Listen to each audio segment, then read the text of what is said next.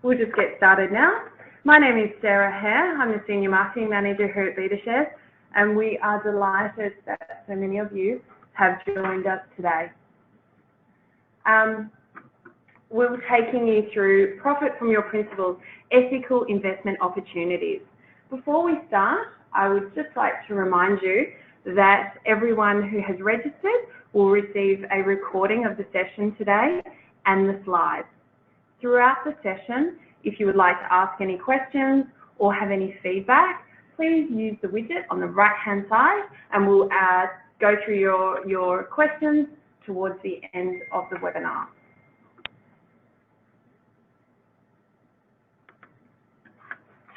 I would like to remind you that anything we talk about today is general in nature and is general information only. Before making any investment decision, you should do your own research and consult your financial professional. So, sorry about that. A little bit about BetaShares.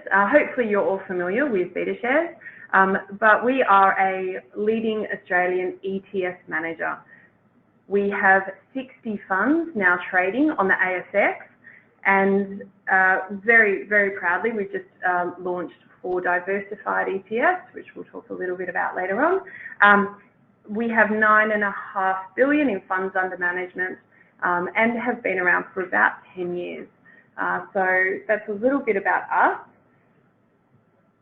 Joining us today and the main presenter will be David Bassanese. David Bassanese is BetaShares Chief Economist. He is the chair of our investment committee and also has written a book on ETFs, the Australian ETF Guide. David is absolutely prolific in his writing. He writes a weekly Bassanese Bites email and also contributes to our weekly Insights newsletter. Also today, we have Chris Yates joining us. Chris is a director from our advisor services team who predominantly works with our advisor and intermediaries throughout New South Wales and the ACT. So very pleased to have Chris joining us today. I think it's his first webinar. So great to have him here. Before I just get into the agenda, I did just want to ask just a quick poll, 2 quick polls to the audience, and really just wanting to get a gauge on how familiar people are or how people are actually using ethical at the moment. So do you currently hold any ethical exposures? We'll just leave that there. Wow, that's interesting.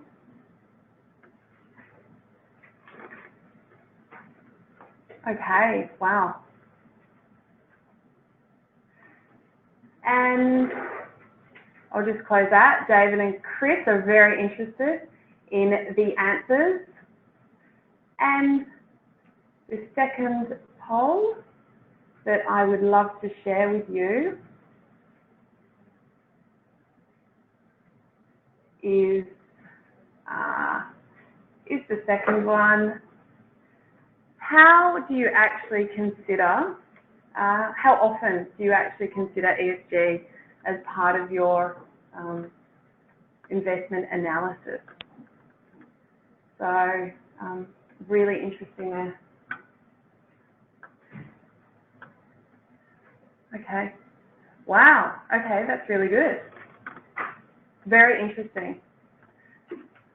So I might just close that. I'll just quickly show you. So for the first one, lots of opportunity, about half people not actually holding any ESG at the moment, but a quarter of you are, so that's really good to see. And the second poll, how people consider ESG as part of their portfolio, and it's really that occasional consideration, but skewing towards becoming a bit more of a frequent or more of a thoughtful consideration. without further ado, the agenda today will be going through the case for ethical investing and just a little bit about the BetaShares approach and why we are different.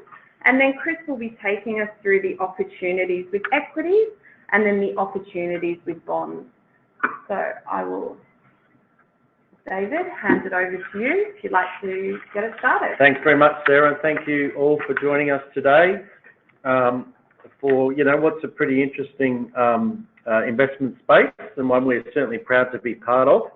We think we're up front here. Basically, the global warming, look, we're not going to get into a debate about whether global warming is real or unreal or whether you're for it or against it, but, I think most scientists do agree that it's an issue, and there's a lot of investment being directed toward, either mitigating the effects of global warming which are happening or seem to be happening, and moving us away from the carbon-intensive activities that are helping contribute to it.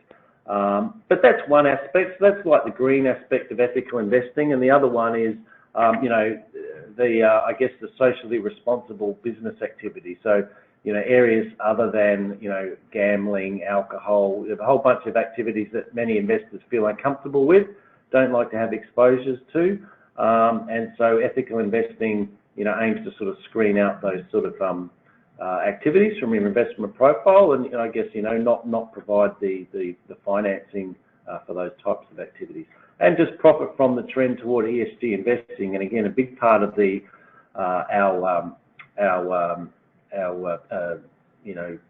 commentary today is that you can invest ethically and you don't necessarily need to sacrifice your investment returns, because we are talking about many innovative companies in the so-called new economy, which are doing quite well.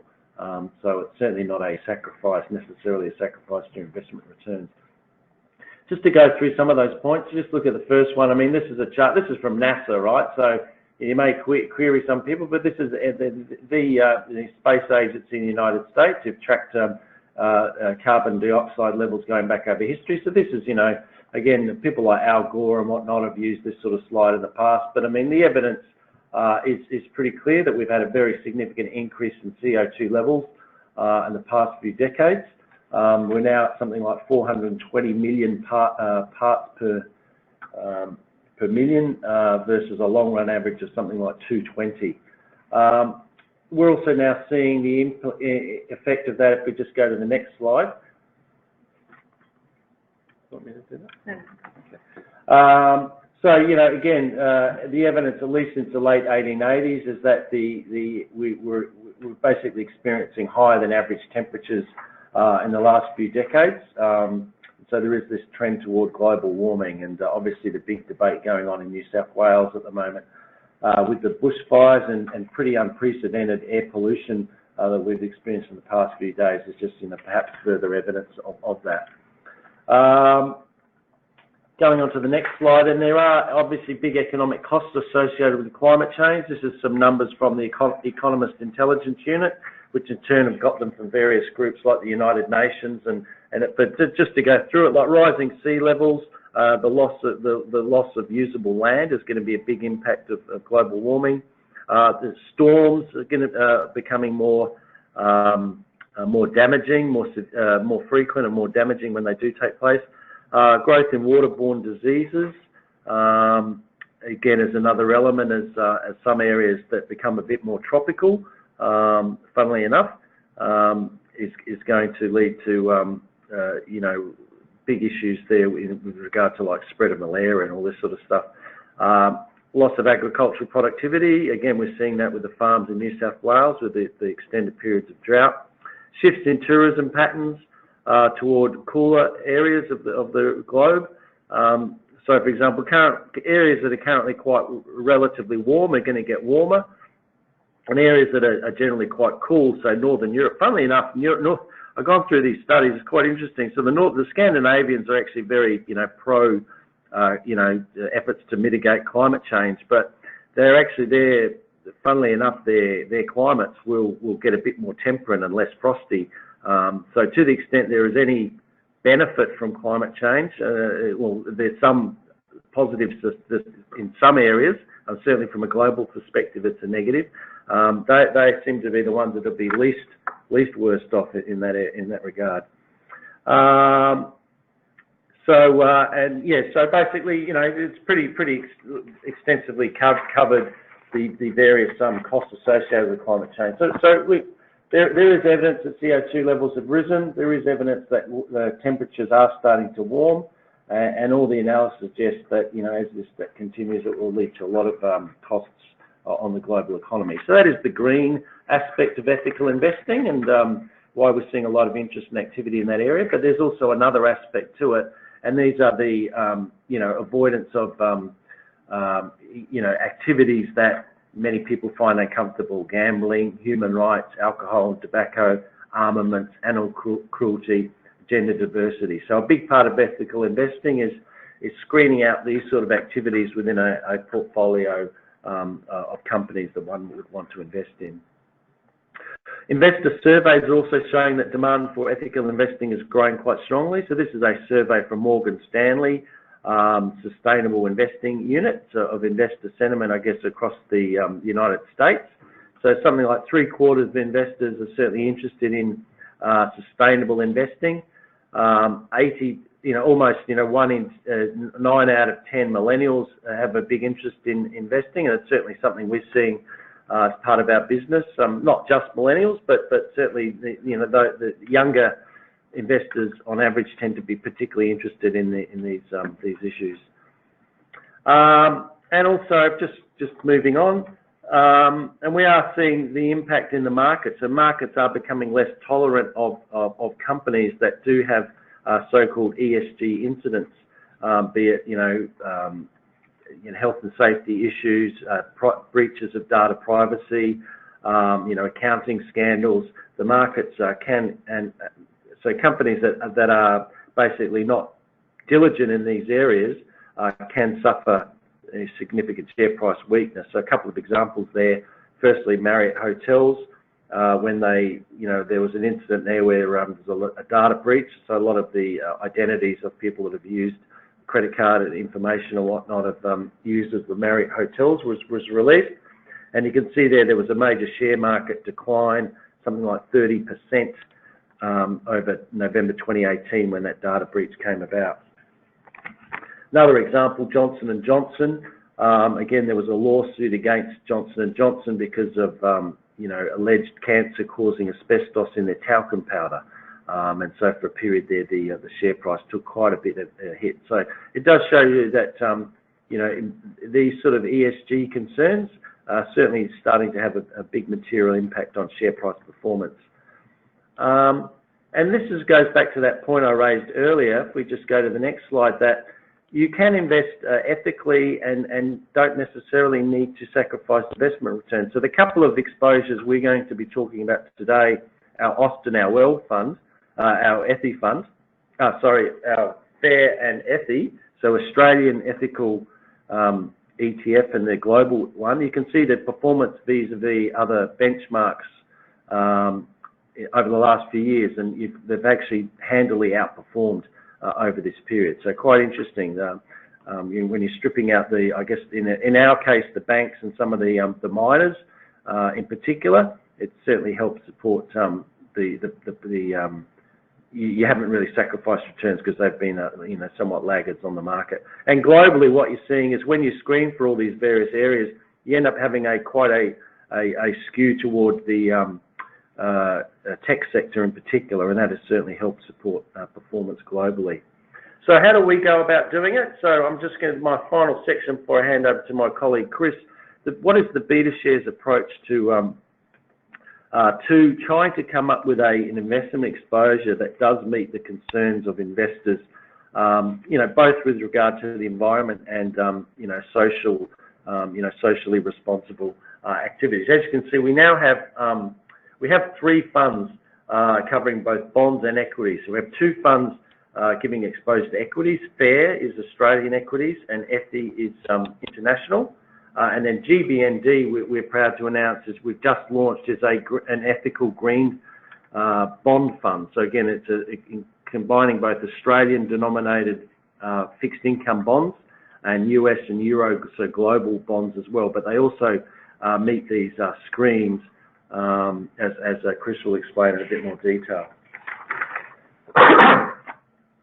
And so our philosophy really is that, you know, at the end of the day, what is ethical to one investor may not be the same to someone else. So everyone has different, I guess, concerns. You know, some people are particularly concerned with gambling, and some might be particularly concerned with alcohol, or particularly concerned with the environment. So, these are the things we take on board when we've developed our exposures. And at the end of the day, what investors are concerned about, about not being exposed to these areas that, you know, that are inconsistent with their values. So they're going to be more upset to see something within their portfolio that, you know, that, for example, a gambling stock, than not being exposed to an area which they don't sort of mind too much about. So, so it's important to make sure that you know, these things are excluded. The other issue is there's a lot of ethical funds that have been around, and they tend to be just, you know, the discretionary active managers. So they'll say, well, we're going to invest in, you know, ethical companies, but we're also going to try to beat the market. But a couple of issues with that: their definition of ethical, you know, can be a bit subjective. It may not necessarily meet that of many investors or all investors. And obviously, it being an actively managed discretionary fund, they can be expensive. So our approach, given all that, taking all that on board, has been to use a rules-based strategy. Again, so we're trying to avoid discretion where possible, and focus our decisions on quantitative criteria, such as the maximum revenue that a company gets from certain activities. So, for example, if a company gets more than, you know, 5% of its revenue from gaming-related activities, it wouldn't meet our threshold and would be excluded from the underlying index that these ETFs track. So it's a quite quantitative approach. And also, where something could be somewhat subjective, like whether or not a company has good human rights record, we will source independent third-party reports, reputable third-party reports where possible, such as the Behind the Barcode report considers the labour standards that companies follow in other markets. And so if a company gets a fail grade in the Behind the Barcode report, for example, then they are excluded from our global equity ETF. That's a rules-based quantitative approach to the maximum extent possible. Also, and as you'll see, we also believe in relatively wide screens. So given that we're concerned with different things, we've adopted pretty wide screens in terms of stripping out various activities, basically so that one fund can cater to the most of the concerns out there. So we aim to offer a fund. If you invest in it, you're least likely to get a negative surprise finding something in that fund that you don't like, compared to we would argue some of the other funds that are available. We also do have just as a final overlay of that, a responsible investment committee, which can review, is basically there to review developments in the markets over time, and I guess at the end of the day, do make some judgment calls about companies that can be excluded, for example, where they fail to pass a controversy screen. So if they're engaged in some unduly controversial activities, and the recent example was Facebook, where the Cambridge Analytica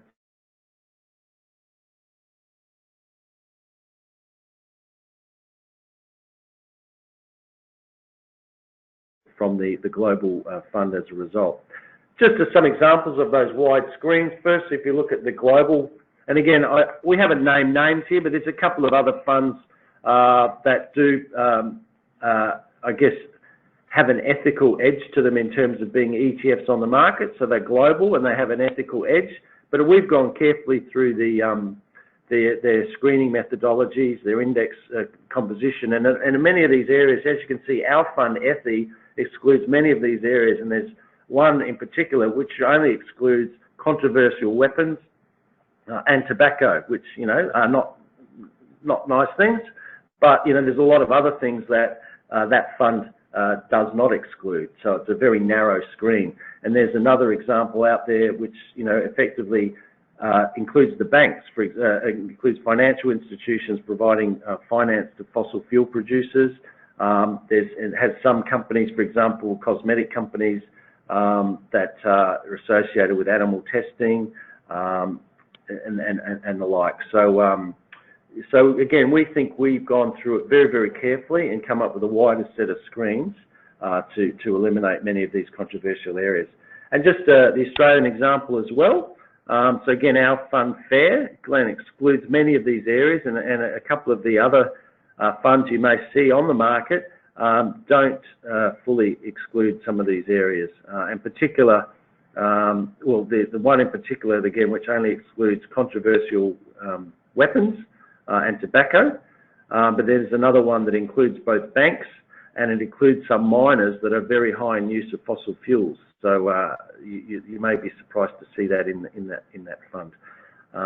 So that's just an example where we believe in doing a pretty wide screen, and so that's really the methodology, the reason for investing in this area, and the methodology that we've gone about in putting that together. So without further ado, I'll hand over to Chris, who'll take you through a bit more information specifically with regard to each of these funds. Cheers, Stevie, and thank you everyone for attending, and I hope everyone's having a good Friday.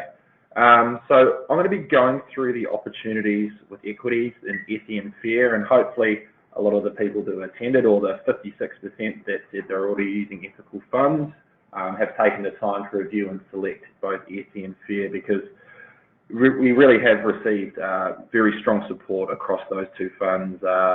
Across them, we have around about $876 million in both ETI and FAIR, and that's really driven the demand both from our investors and us here at BetaShares to come out with something for that fixed income sleeve in our sustainability leaders diversified bond fund and GBND, which I'll be covering as well. ETI and FAIR, I thought it'd be a good time to just go over those funds before getting into that new fund.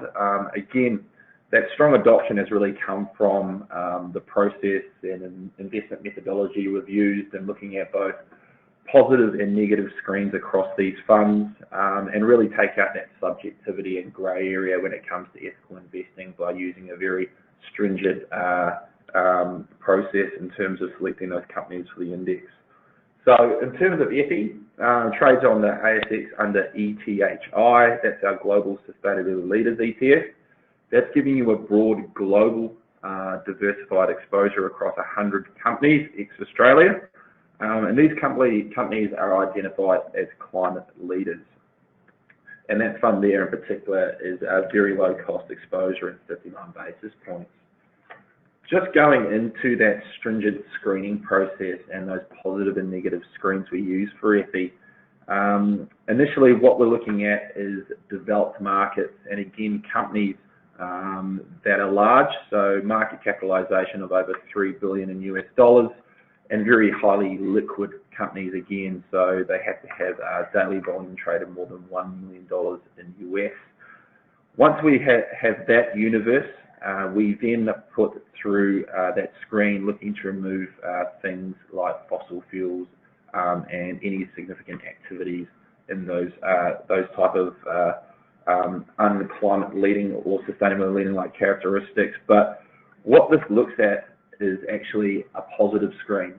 And the first positive screen we put on our Global Sustainability Leaders Fund is one where we're looking for climate leaders in terms of they are 60% more carbon efficient than those in their industry or sector. That is done by a third party, which is Trucost, which is actually a subsidiary of S&P. So they provide that information to us, and that's really based on the calculation of those carbon emissions over their market capitalization. So once we have that 60% positive screen in place, then as DB mentioned before, we use a very stringent screening process, and we believe it's one of the most stringent of any ETF in the industry. And that really does take out companies that, you know, have all male board members, significant revenues in those controversial areas like armaments, tobacco, alcohol, and of course fossil fuels, nuclear energy, and the list goes on there a note in terms of that. So that gives you an exposure across 100 of the largest climate leading companies that will sit in that particular index. And a byproduct of having that positive screen in terms of looking for those carbon efficient companies is you can see there in this graph that you give an exposure to companies that have 1/10 the exposure over that broad benchmark, which is the Russell Large and Mid Cap. Again, that misnomer around performance, if you take an ethical tilt to your portfolio, David mentioned it before, you're getting exposure to these new economy companies that are not only leading in their industries, but looking to be perceived as leading as in terms of looking at climate leaders, human rights, and how they actually produce those services and goods. So we've seen significant outperformance over the long term for our ETHI exposure. Moving on to the BetaShares Australian Sustainability Leaders ETF, that trades on the ASX under the ticker code of FAIR for FAIR.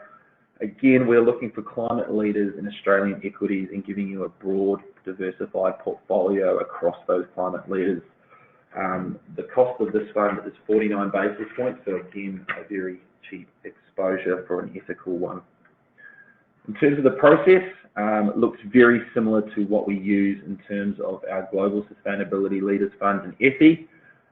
Just to note here, the way we do that process for FAIR, we initially again look at companies in terms of their market capitalisation and also the volume traded, but then we take the negative screen first. So we take out any companies that have direct or indirect involvement in fossil fuels. So we're talking about your Rios, BHPs and the banks. So they would automatically be excluded from this index. From that, we move to that next process of looking at those rigorous screenings that move through alcohol, tobacco, armaments, and looking at what are the revenues that these companies have exposure to those types of activities. The final screen is then the positive screen. So the positive screen in the case of FAIR is that we're looking for these climate leaders and sustainability leaders. So they are the companies that are deriving more than 20% of their revenue from those sustainable certified products or services. And what happens with those companies who are those sustainability leaders would get preference in the index itself.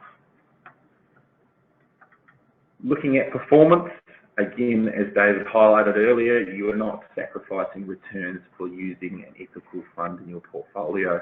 Again, because you don't have exposure to things like the banks, which have been a bit hit over late, and also the resource sector. But as you can see, even with that over the long term, we're seeing strong performance in our FAIR index over the ASX 200 as the benchmark.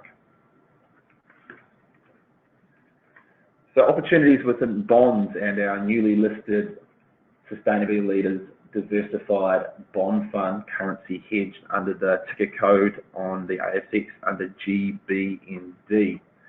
This is giving you a global diversified exposure into fixed rate, investment grade, global and Australian bonds. And also something to note, it's actually giving you significant exposure into green bonds.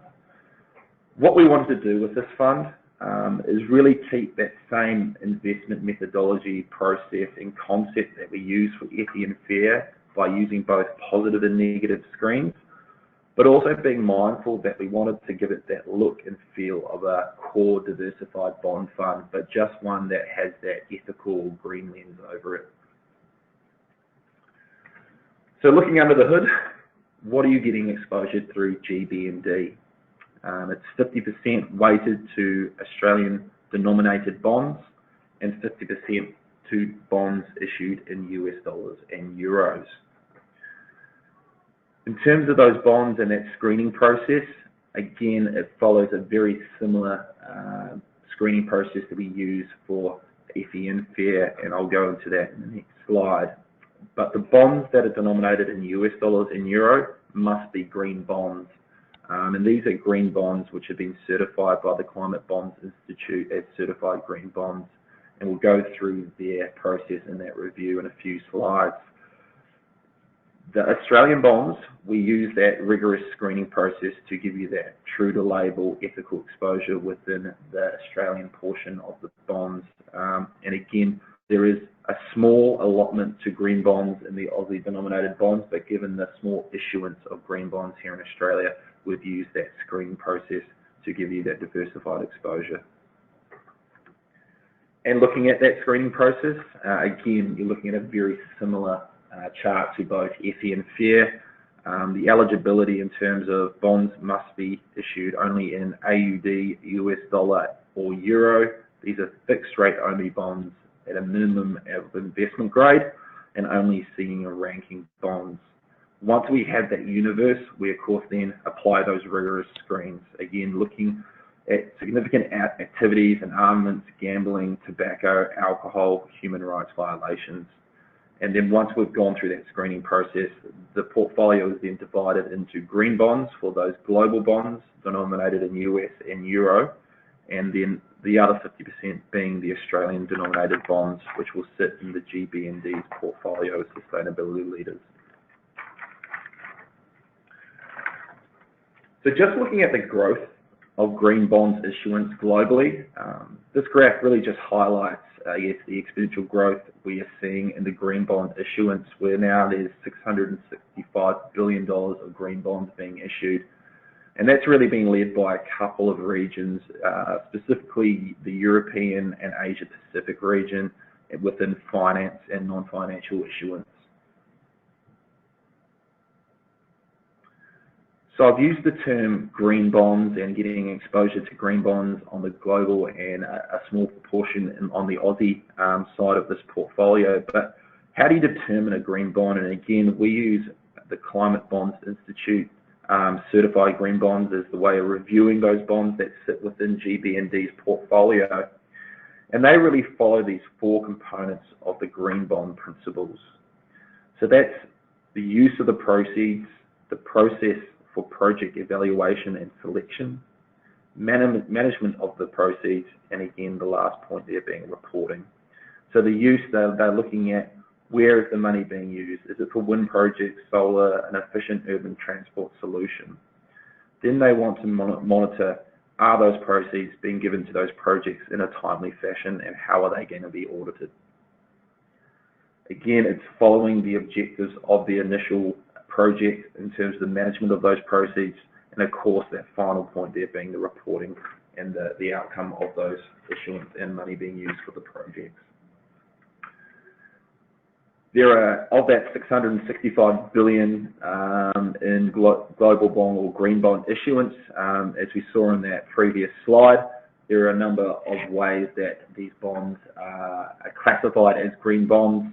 Of course, as you can see there, we use in the blue line the certified climate bonds that sit within GBND. But of course, there are some other ways that bonds can be classified as green bonds.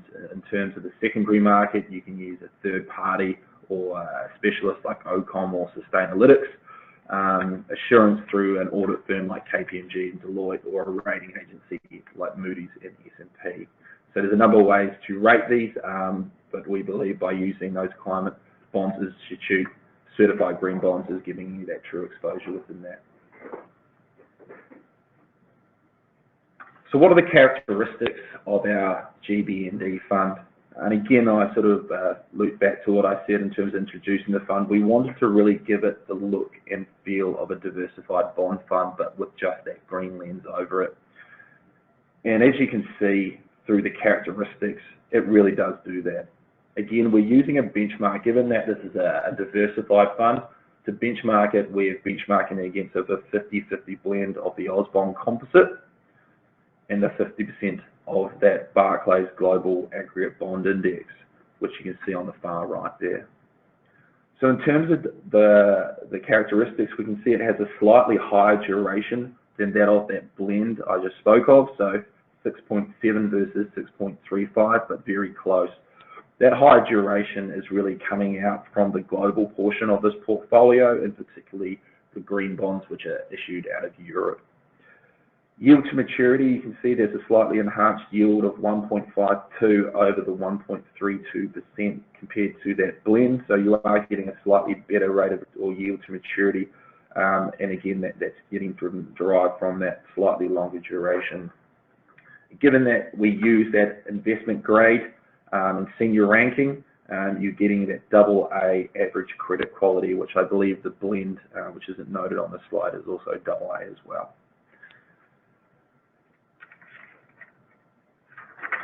And what we can see here in terms of performance really goes back to that look and feel of a diversified bond fund that we want.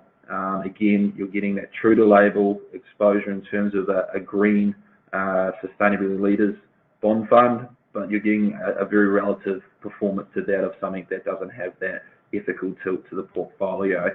And as you can see in that line there, you get slight outperformance over that of that blend that I spoke about earlier. Again, getting derived from that slightly longer duration, which of course gives you some better diversification properties when matched with equities. Uncertain. General information, again, as Sarah highlighted at the start of the webinar, everything that we have spoken about today is very much general in nature. And of course, if you are interested in any of these products that we have, or funds we've spoken about today, we always do implore you to seek some professional advice around that. And of course, we can always provide any PDFs and research, so please pop onto our website. We have some great content on there and information on all these funds. Thanks, Chris. Absolutely. Our website is always a good source of information and insight, especially around the ethical suite of funds. We've got quite a few questions. It's something that the ethical funds always result in a lot of scrutiny, which we're always happy to address. So I'll just open it up. I think for fair, there is a question from Beck. How do you screen agricultural investments like BEGA and A2? Is there a ethical screen for animal rights, an animal rights point of view? Now, I know that A2 is in fair. So do you want to? Well, there's a screen for animal cruelty. So I mean, if there's established reports that we do look at in those areas, but I mean, look, using animals for the purposes of producing food, if done humanely and not cruelly, they wouldn't be screened out of the process, basically. So the mere fact that you obviously kill animals to produce food doesn't mean that they would not be excluded from our fund. Yeah. All the portfolio holdings are available on our website. So you can jump onto the fund page and download all of the exposures within the portfolio that's all readily available to everyone on all of our funds. Chris, I might just ask, there's quite a few questions about nuclear in both of the funds. So do you want to just touch on nuclear? Yeah, and look, in terms of FAIR and EFI, there wouldn't be exposures into that nuclear, companies underneath that, but there's a slight difference when we look at GBND, where there's actually a 5% allowance, because what you'll find is some of these nuclear companies or ones that are dealing in those uranium will actually issue green bonds. So we would actually look at those in terms of that universe, but for EFI and FAIR, they would be actually excluded. Okay. So one from Jake. I understand that GBND is 50-50 Oz and Euro, US, but within the Oz bonds, what are the bonds that are not green bonds? So again, what we're using to give exposure within Australia, given that there is very little issuance of green bonds, again, I sort of touched on it very quickly, but there's only about, of the exposure within Australia, there's only about 2% allocated, or what we can use within that 50% allocation of the diversified portfolio that are certified green bonds. What you're getting exposure to in that space is through those rigorous screens to companies that would very much look like what you're getting exposure to in FAIR. Yeah, I just might add there. So basically, when you think about green bond, the bond fund, there's basically two kind of screens. One is what we call an issuer screen, which are the sort of negative screens that the equity funds were subject to. So any issuer, you know, be it in gambling, alcohol, tobacco, or whatever, will be automatically excluded from the GBND if they don't meet those screens.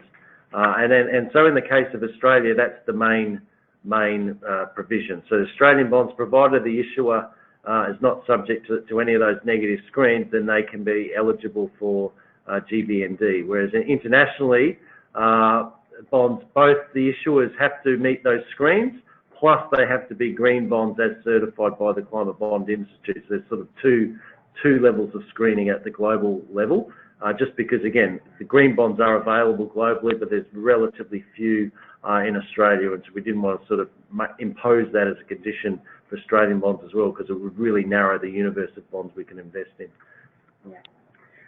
Another question here about how we actively engage with companies on ESG issues, I guess in terms of voting. So Chris, do you want to take that? Yeah, certainly. So in terms of voting, how we look at this is our voting policy is we vote on shareholder resolutions in a way that aligns with our ESG criteria of the index.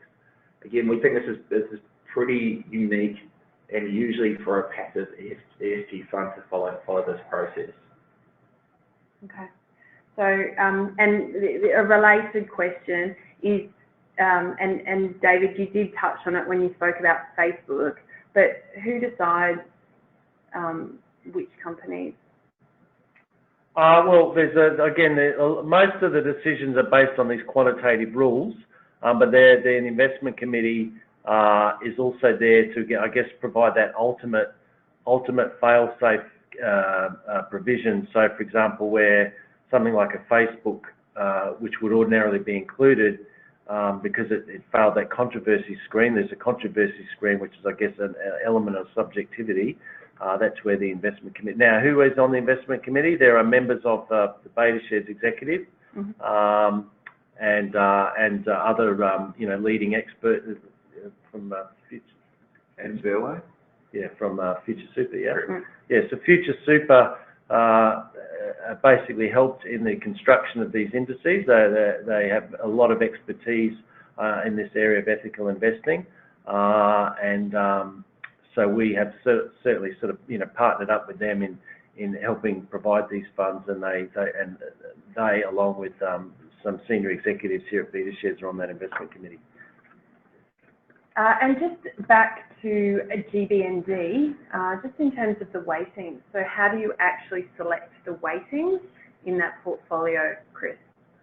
Yeah, good question. So in terms of, obviously, we're going through those rigorous screening process and splitting out those green bonds for the euro and US dollar denominated bonds and the Australian bonds for the other half. We then look at, I guess, what we call liability weighted, or if you know, I guess, equity exposures as market cap weighted. So they're liability weighted, but then we look at, in terms of the issuer weighting, in terms of sovereigns can't be more than 10%. And other bonds that are issued can't even have more than an allocation of 5% within that particular index, and that's optimised again to that 50-50 split between the Australian denominated bonds and those global green bonds in euro and US dollars. Okay, excellent. I think we'll leave it there today. It's been great having Chris join us for the first time. Thank you very much, Chris. And thank you for your interest in our ethical suite and our new fund, GBND. We do appreciate your time. And just before we leave, I did mention that we are very proud to have launched our latest fund, taking us up to 60, trading on the ASX, the BetaShares Diversified Fund. We have 4 exposures there. We will be holding our next webinar, which will be our first for 2020, on the 6th of February. So if you would like to learn more about those funds, you can absolutely jump on our website now. But you can also register for our first webinar of 2020, where we'll be taking you through those funds in greater detail and talking more about what that all-in-one investment solution really means. Thank you very much for joining me, David. Thank you again, Chris.